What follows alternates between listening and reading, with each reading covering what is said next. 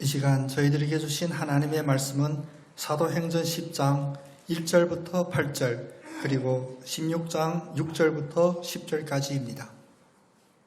가이사랴에 고넬료로 하는 사람이 있으니 이달리아 부데라 하는 군대의 백부장이라. 그가 경건하여 온 지방과 더불어 하나님을 경외하며 백성을 많이 구제하고 하나님께 항상 기도하더니 하루는 제9시쯤 되어 환상 중에 밝히 보매 하나님의 사자가 들어와 이르되 고넬료야 하니 고넬료가 주목하여 보고 두려워 이르되 주여 무슨 일이이니까? 천사가 이르되 네 기도와 구제가 하나님 앞에 상달되어 기억하신 바가 되었으니 내가 지금 사람들을 욥바에 보내어 베드로라 하는 시몬을 청하라. 그는 무두장이 시몬의 집에 유숙하니 그 집은 해변에 있다 하더라. 마침 말하던 천사가 떠나매 고넬료가 집안 하인 둘과 부하 가운데 경건한 사람 하나를 불러 이 일을 다 이루고 욥바로 보내니라. 성령이 아시아에서 말씀을 전하지 못하게 하시거늘 그들이 부르기아와 갈라디아 땅으로 다녀가 무시아 앞에 이르러 비두니아로 가고자 애쓰되 예수의 영이 허락하지 아니하시는지라. 무시아를 지나 두로아로 내려갔는데 밤에 환상이 바울에게 보이니 마게도냐 사람 하나가 서서 그에게 청하여 이르되 마게도냐로 건너가서 우리를 도우라 하거늘 바울이 그 환상을 보았을 때 우리가 곧 마게도냐로 떠나기를 힘쓰니 이는 하나님이 저 사람들에게 복음을 전하라고 우리를 부르신 줄로 인정함이러라. 아멘. 대신 주님의 말씀이 우리의 심령마다 가득하기를 간절히 원합니다. 이 시간 박진석 장로님께서 하나님의 시간표라는 제목으로 하나님의 말씀을 선포할 때 은혜 받는 귀한 시간 되기를 원합니다. 평신도주의를 허락하신 하나님께 다시 한번 감사드립니다. 오늘 나누고자 하는 말씀은 제목을 하나님의 시간표라고 정해보았습니다.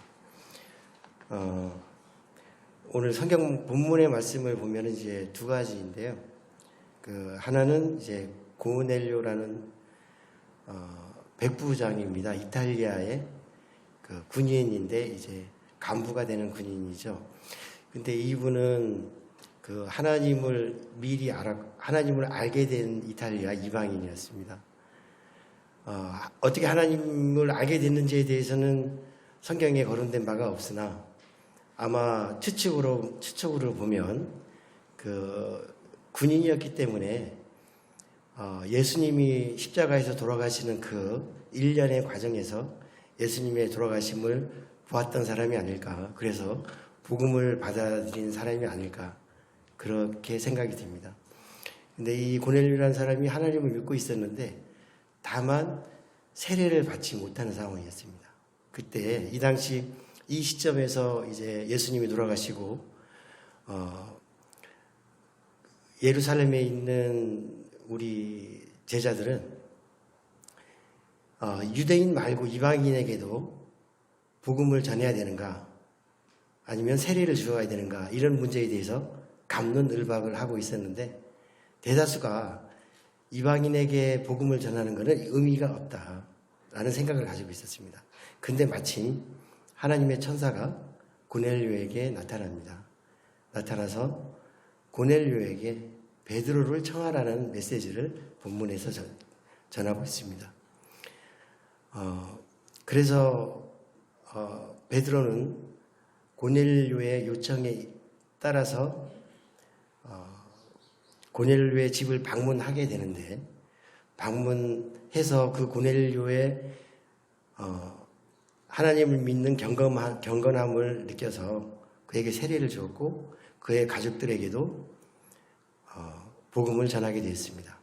그래서 그 다음 장 11장에 보면 요 내용을 가지고 베드로가 그 제자들과 인원을 하게 되는데 저렇게 경건한 이방인에게 복음이 전달되지 못하는 것이 자기는 이해를 할 수가 없다라고 보고를 합니다. 그래서 그 다음부터는 이방인에게 복음을 전하는 것에 대해서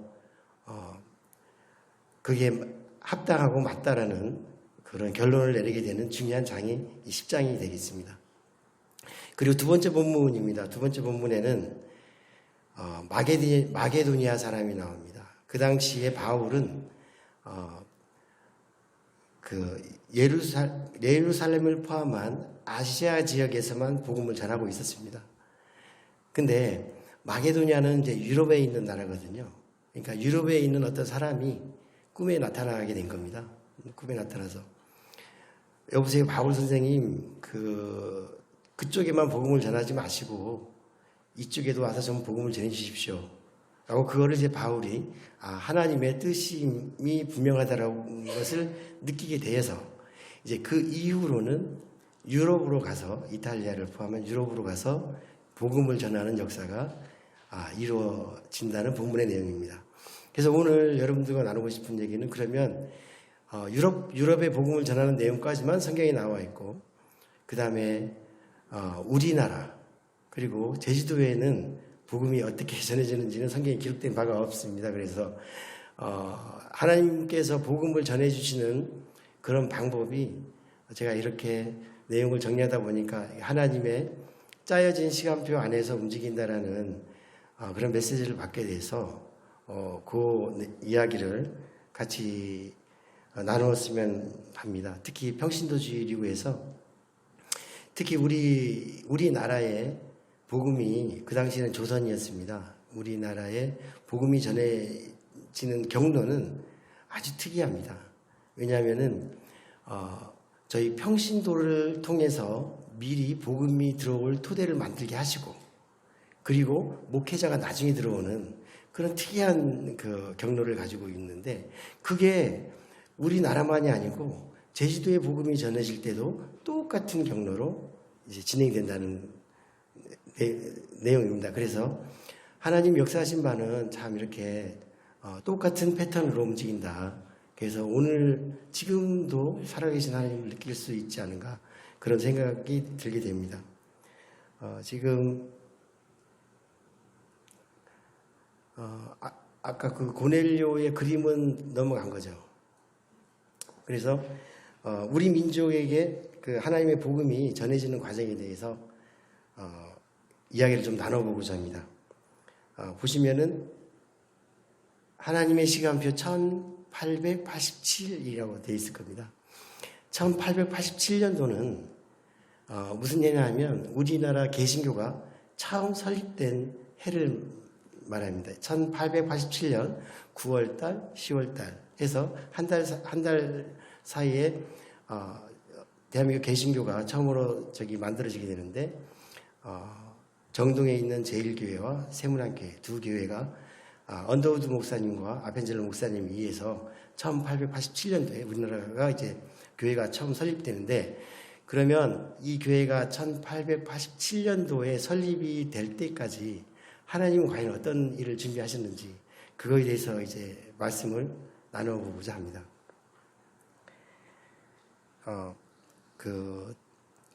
1887년에 교회 설립이 되기 이전에 중국과 일본에서 이 교회 설립이 이루어지기까지 어떤 일이 이루어졌나를 보게 될 건데요. 일단 먼저 중국에 있었던 일부터 먼저 말씀을 드려보겠습니다. 1876년 교회가 설립되기 이제 11년 전의 이야기입니다.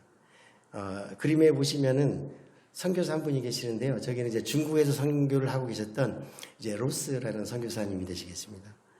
이분이 이제 중국에서 선교를 하다가 통 이렇게 먹혀들지가 않자 소문에 조선 땅이라는 데에서 사람들이 이제 중국이랑 다른 사람들이 중국에 와서 무역을 하는데 거기 사람들 한번 만나보면 어떻겠냐라는 이제 누가 제안을 해서 저기 보면 이제 심양이라는 데가 있는데 이 심양에 고려문이라는 동네가 우리나라에 있는 상인들이 물건을 가져가지고 가서 이제 한국에 있는 물건을 중국 사람한테 판매를 하는 그런 교역의 장소입니다.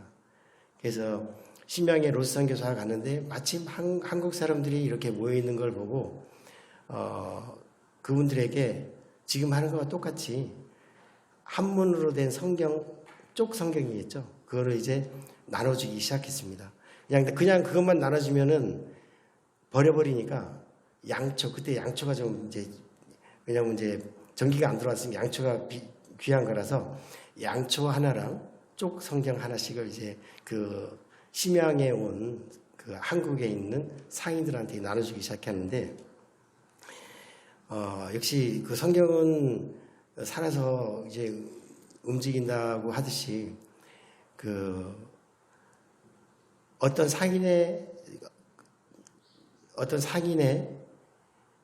그 아들이 아버지가 가져온 그 성경을 읽기 시작을 했습니다. 읽기 시작해서 이제 세상에 이런 진리가 있구나라는 것을 이제 쪽 성경에서 깨닫게 돼서, 그분은 백홍준이라는 분인데요. 다음으로 한번 넘겨주시면은, 이분이 이제 백홍준이라는 분이십니다. 이분은 누가 전도해서 그런 게 아니고 아버지가 그 물물교환하러 갔다가 가져온 쪽 성경을 가지고 읽다가 진리가 여기에 있구나를 깨달아서 1879년도에 로스 선교사님을 만나러 갑니다. 왜냐하면 세례를 받아야 된다고 생각을 해서, 왜냐하면 예수님께서 세례를 해주시고 복음을 받아들이고 이런 게 성경에 나오기 때문에 자기도 세례를 받아야겠다고 해서 일념을 가지고 1879년도에 로스 선교사를 만나서 제가 세례를 받겠습니다 하고 하자, 로스 선교사님은 놀라죠. 왜냐하면 조선에서 누가 청년이 하나 왔는데 뭘 믿고 세례를 줍니까? 그래서 여러 가지 성경에 관련된 질의응답을 해보니 정말 탁월하게 모든 성경의 진리를 깨닫고 있는 것이었습니다. 그래서 그러니까 우리나라 조선 사람으로는 처음으로 1879년도에 백홍준이라는 청년이 세례를 거기서 받게 됩니다. 그리고 로스 선교사님과 같이 한문으로 되어 있는 그 성경 내용을 한글로 바꾸는 마가복음, 누가복음을 그거를 이제 한글로 바꾸는 작업을 하고 있었는데, 우리나라 기독교 역사를 이끌어가는 또 다른 한 분이 이렇게 또 나오게 됩니다. 이분의 이름은 서상윤이라는 분입니다. 동시대에 같은 마을의 친구입니다. 근데 이 분은 같은 이제 장사를 하고 있었는데, 심야에 갔다가 열병에 걸려가지고 거의 죽게 다 됐습니다. 근데 다 어떻게 손쓸 방법도 없고 약을 먹어도 낫지 않고, 그래서 친구들이 선교사님들한테 부탁을 합니다. 특히 로스 선교사님한테. 그래서 선교사님이 이제 그 친구를 데리고 현대식 의료 시설을 통해 시설에 입원을 시켜서 고치게 되는데, 마음에 감동해 주시기를, 제가 이 병을 낫게 되면 제가 예수님을 믿겠습니다라는 마음에 그런 가르침을 얻게 돼서, 이분 또한 이제 1879년, 80년 사이에 세례를 받게 돼서 그 로스 선교사님과 같이 그 한문 성경을 한글로 성경을 바꾸는 그런 작업을 같이 동참하게 됩니다. 그리고 마침 1882년이 굉장히 중요한 해인데, 1882년은 그 번역한 성경을 인쇄를 하는 해입니다. 왜냐하면 대량으로 만들 수 있는 그런 해가 1882년이 되겠습니다. 그래서 요 1880년에 요한복음과 누가복음을 처음으로 중국 봉천에서 인쇄를 하게 돼서 처음에 3,000부, 그 다음 6,000부 이렇게 인쇄를 해서 한국으로 가져오게 되는데, 그 중요한 역할을 한 분이 백홍준과 서상윤이 되겠습니다. 그리고 요 분은 원래 의주 분들인데, 의주라고 하면 좀 그렇지만 지금 신의주 하면은 다 아시는 지역이잖아요. 그러니까 과거에는 의주, 최근에는 신의주.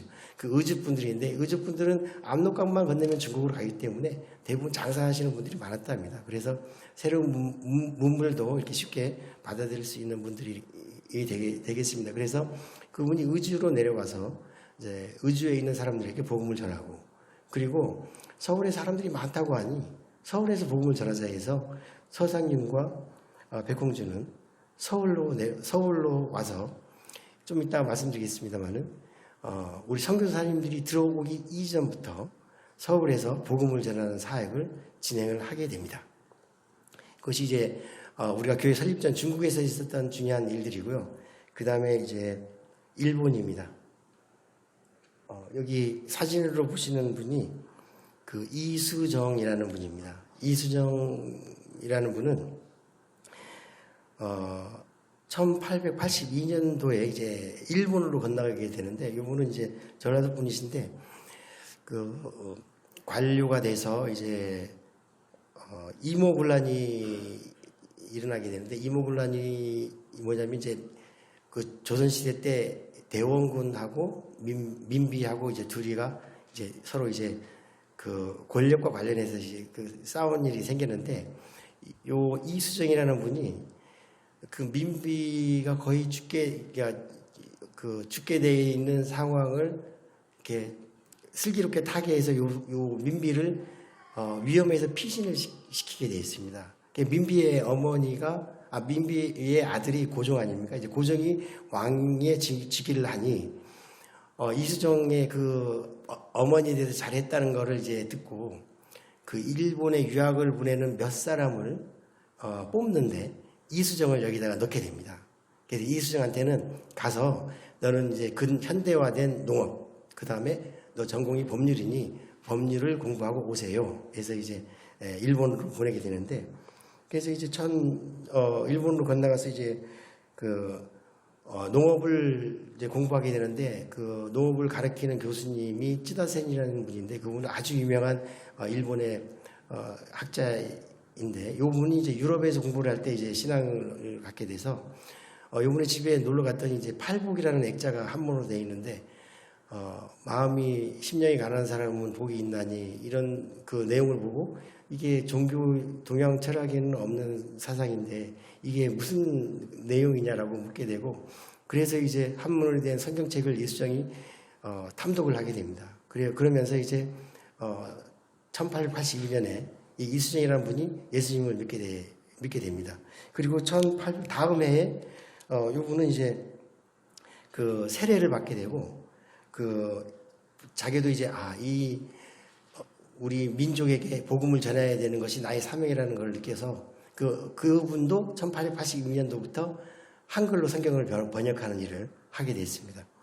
그리고 1884년도에는 이게 보니까 모든 선교 활동을 이제 미국 사람들이 하고 있거든요. 그래서 미국 선교사님들하고 만나면서 제가 그 미국 선교본부에다가 좀 편지를 좀 쓰게 해달라. 왜냐하면 우리 조선에도 선교사를 좀 보내달라고. 와보니까 일본에도 선교사들이 많고 또 중국에도 선교사들이 있다 하는데 한국에만 선교사가 없으니 선교사를 좀 보내달라고 제가 직접 편지를 쓸 테니 편지를 좀 쓰게 해달라고 해서 요분이 이제 편지를 써서 미국으로 1884년도에 편지를 보내게 되는데, 이 편지를 보내는 게 미국의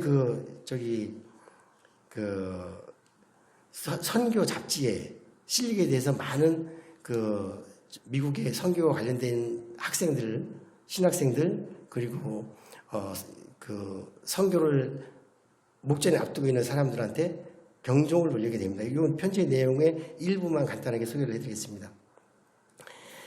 예수 그리스도의 종된 나 이수정은 미국에 있는 형제 자매들에게 문안합니다. 믿음과 진리의 능력으로 주님의 크신 은총을 입은 제가 지금 누리고 있는 행복은 한이 없습니다. 아직도 수천만 우리 민족은 하나님의 참된 도를 모른 채 이방인처럼 살고 있습니다. 그래서 저는 성경을 한글로 옮기는 일을 하고 있는데 이것을 통해 복음이 확산되기를 바라기 때문입니다. 저는 비록 영향력이 없는 사람이지만 여러분이 선교사를 파견해 준다면 최선을 다해 좋겠습니다. 그렇게만 된다면 제 기쁨은 한이 없겠습니다. 그리스도의 종이 된 이수정 드림. 이렇게 이제 편지를 보내게 되고, 이 편지 내용이 그대로 그 선교 잡지에 실리게 됩니다. 여기까지가 이제 일본에서 있었던 일을 요약한 거고요. 그리고 이 편지 내용을 본 사람들이 있습니다. 바로 이 두 분입니다. 이제 아펜젤라와 언더우드가 그러니까 해외 선교를 희망을 하고 있었는데, 요건 이제 1883년도에 본인은 두 분 다 나는 해외 선교를 해야겠다는 생각을 가지고 있었습니다. 근데 언더우드는 인도로 해외 선교를 생각하고 있었습니다. 근데 어느 날 이런 메시지가 자기한테 들어오는데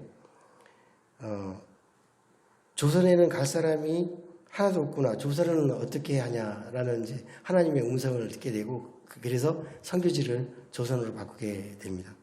그리고 아펜젤러는 일본 선교를 생각하고 있었는데 조선의 선교를 희망했던 그 본인의 친구가 개인적인 사정으로 선교를 나가지 못하게 되면서 아펜젤러에게 제발 부탁을 합니다. 제발 나 대신 조선으로 가주라고.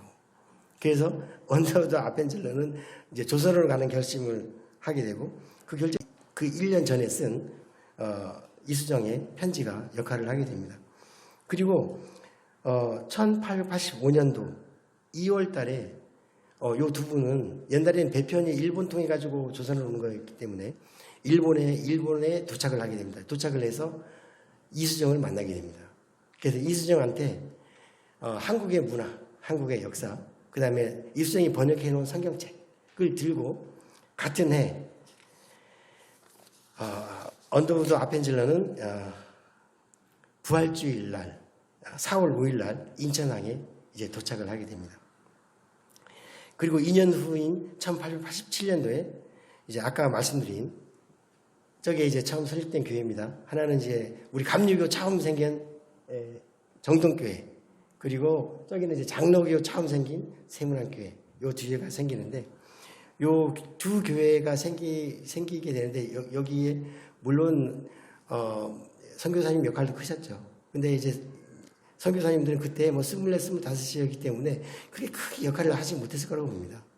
다만 이제 경제적이나 물질적인 역할을 좀 했겠죠. 근데 그 복음을 전하거나 그 교회를 만드는 데는 아까 먼저 와 있던 백홍준과 서상윤이 결정적인 역할을 합니다. 그리고 뭐 그 참여한 개회 예배 때 참여한 사람들 대부분이 서상윤과 백홍준이 전도했던 사람들로 의해서 교회가 생기게 됐습니다. 이것이 우리나라에 복음이 들어오게 된 큰 줄기를 이제 말씀드렸습니다. 이게 아까 고넬료가 그렇게 세례를 받는 그런 내용이나 지금 우리나라에 복음이 들어오는 내용이나 거의 뭐 다른 맥락이 다르지 않습니다. 하나님이 하시는 일이라서 그런 것 같습니다. 그리고 우리 민족에게 우리 민족에서 우리 제주도는 1908년에 우리 교회가 처음 생기게 됩니다. 이기풍 목사님이 내려와서 이제 그 교회가 생기게 되는데 우리 교회가 제주에 있는 교회가 어떻게 생기게 됐는지 이제 그 시작을 한번 해보겠습니다. 여기 이제 제중원이라는 데입니다. 제중원. 우리나라 나중에 이제 세브란스 병원이 됩니다. 여기가 여기 이제 우리나라 고종이 설립한 이제 우리나라 최초의 현대식 의료기관. 여기에는 이제 그 의학을 전공한 이제 선교사님들이 와서 이제 근무를 하고 이제 병을 고치는 그 최초의 현대 이제 우리 의료기관인데 이름이 제중원입니다. 이 제중원이 제주의 복음이 시작이 된 첫 장소가 됩니다. 어떻게 되는지 제가 좀 설명을 드리면, 요게 1885년도에 설립이 되는데 마침 언더우드 선교사님이 그때 1885년에 와서 다르게 뭐 할 수 있는 일이 없으니까 여기에 와서 이제 뭘 가르치기 시작합니다. 가르치다 보니까 이제 의료진의 수준이 좀 나는 걸 봐서 1893년도에 친구가 누구냐면 에비슨이라는 선교사인데 의사입니다. 의사를 이제 1893년에 에비슨이라는 선교사님을 초청해서 거기서 이제 의료 활동을 하게 되고 1901년에는 우리 아까 말씀드린 서상윤이 그 장로가 돼서 여기에 전도사로 이제 와서 이제 수요 예배를 인도를 하는 상황이었습니다. 그리고 1902년이 돼서 요 제일 끝에 보이시는 분이 이제 누구냐면 김재원이라는 제주도 분인데 요 김재원이라는 분은 김재원 장로님은 이호리 그러니까 바로 옆에 우리 이호 해수욕장 있는 그쪽 그 동네 분입니다. 가까운 우리 지역이랑 가까운 지역입니다. 근데 요 분이 이제 아까 제중원을 왜 가게 됐냐면 늑막염에 걸리게 됐습니다. 아파서 그러니까 그 신앙을 받아들이는 게 제일 쉬운 게 좀 아픈 것 같아요. 저희 아버지도 아프니까 교회에 나오시더라고요. 옛날 분들이 다 그런 것 같아요. 그래서 이분도 이제 돈은 있는데 저거를 여기서 치료를 못하니까 얘기를 들었습니다. 서울에 가면 재중원이라는 병원이 있는데 사람 다 고친다고. 그래서 이제 재중원을 찾아가게 됐습니다.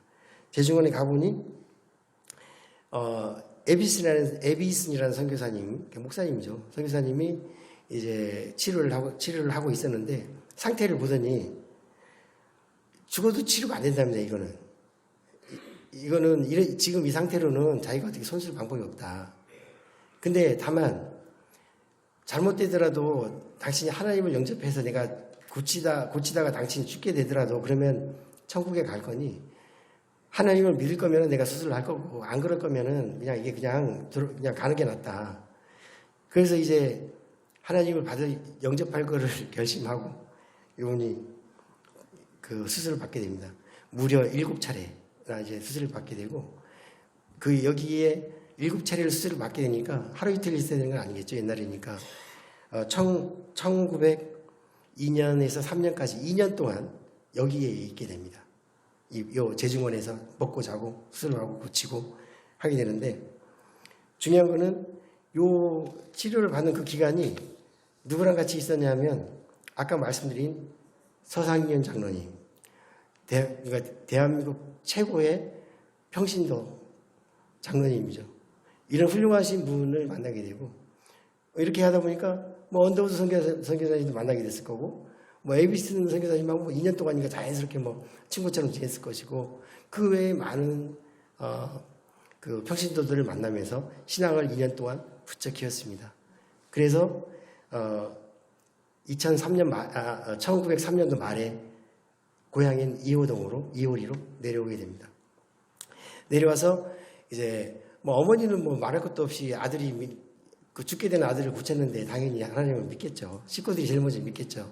그리고 동생도 하나님을 영접하게 되고 이제 신앙을 이제 복음을 이렇게 주변에 전하고 있는데 문제는 이제 1904년도에 아버지가 돌아가시게 됩니다.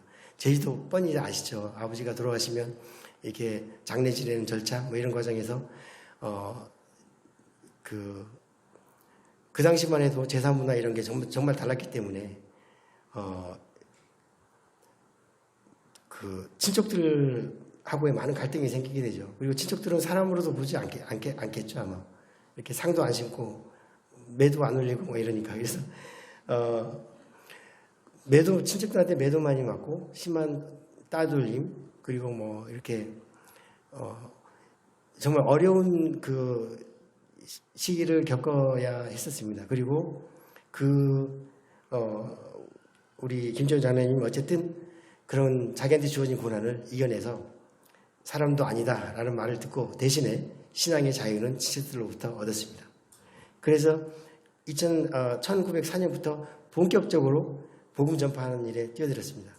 그래서 이호동에서 시작된 복음이 우리 그 당시에는 이제 관덕정인데 관덕정이가 5일장이 장이 거기에 많이 형성됐기 때문에 관덕정까지 가면서 그걸 전파를 하다 보니 부쩍이나 늘었습니다. 예수를 믿는 사람이. 근데 사람들이 많고 보니 문제는 목사님이 있어야 저걸 운영을 하는데 목사님이 없는 거예요. 세례도 주고 해야 되는데. 그래서 다급하게 편지를 씁니다. 에비슨 선교사님한테 목사님 보내주세요. 우리 목사님이 없으니까 우리가 이게 세례도 못 주고 신앙이 이게 하는데 한계가 있네요. 그래서 편지를 받고 에비슨 선교사는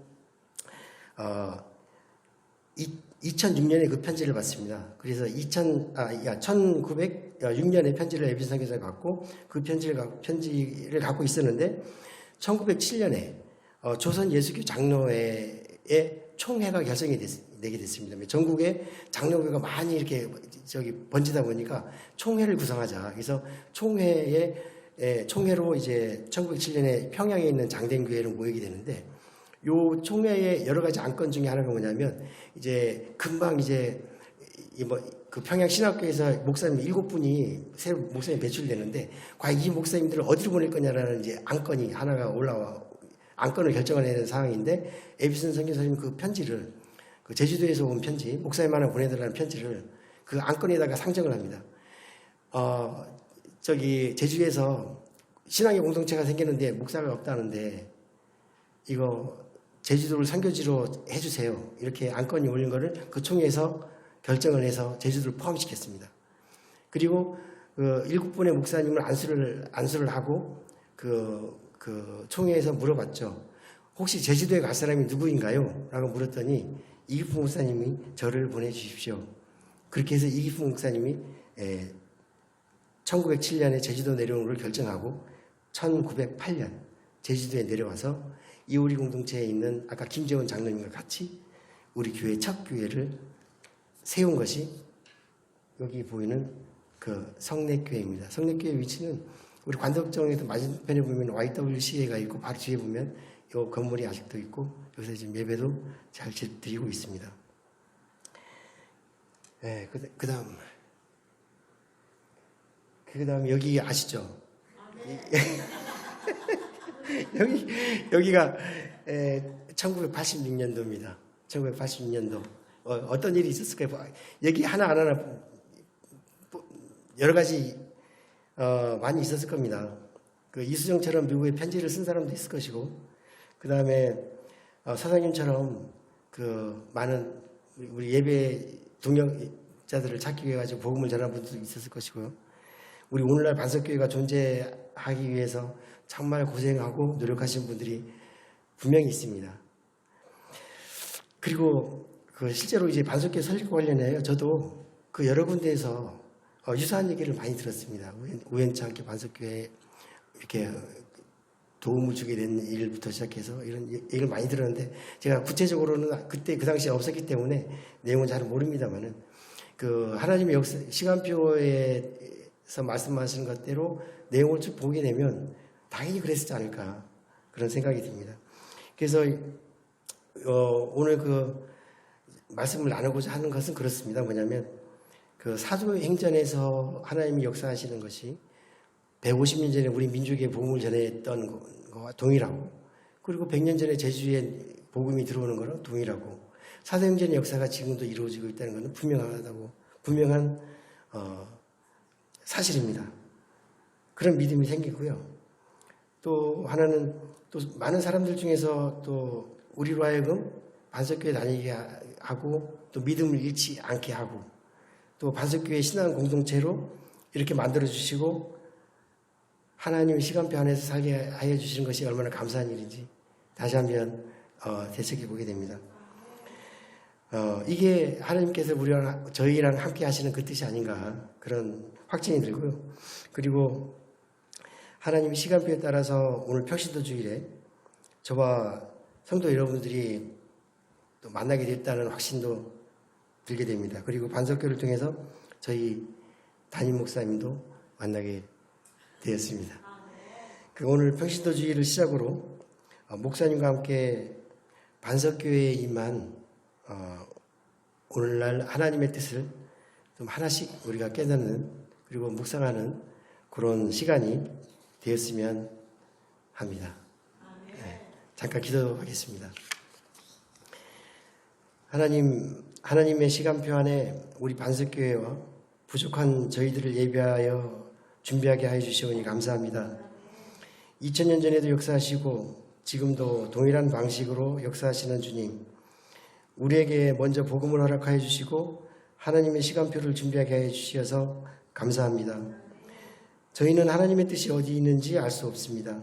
하지만 하나님의 뜻이 분명히 우리에게 임하였다는 사실을 굳게 믿고 살아갈 수 있는 믿음을 허락하여 주시옵소서. 예수님 이름으로 기도드렸습니다. 오직 성경 오직 그리스도 오직 은혜 제주 반석교회 주의 말씀에 마음을